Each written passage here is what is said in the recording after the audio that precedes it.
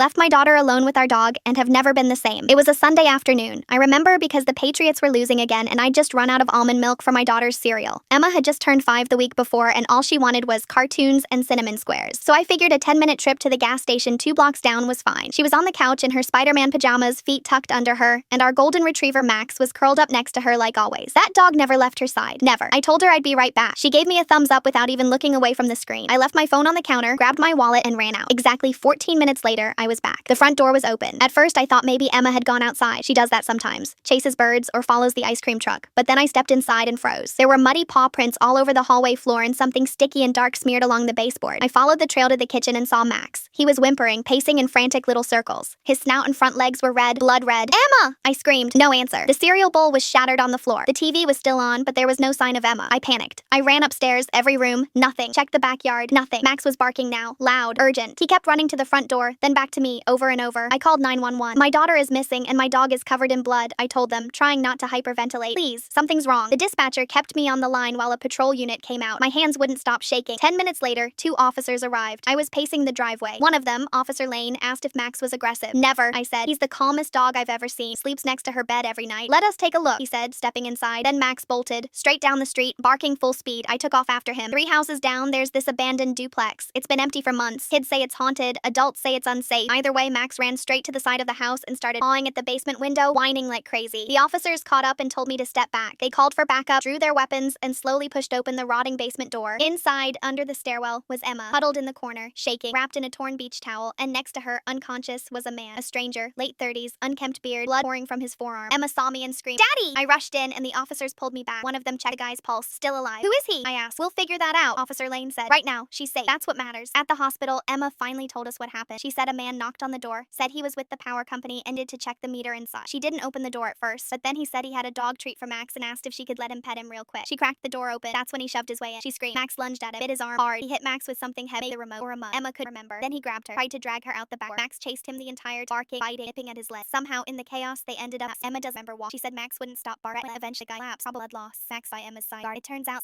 Saul was on some. Max had. I don't know. He woke up. Facing kidnapped Saul trespassers. But honest heart, what stuck Max? His tail wagged slow as Emma out. Good boy. Took him back right out. 8 stitches, bruised a mile. Came home wagging that tail like nothing happened. That night, Emma insists in her bed, wrapped her tiny arms around Spur. I stood there in the doorway. I wanted to grab a but Max just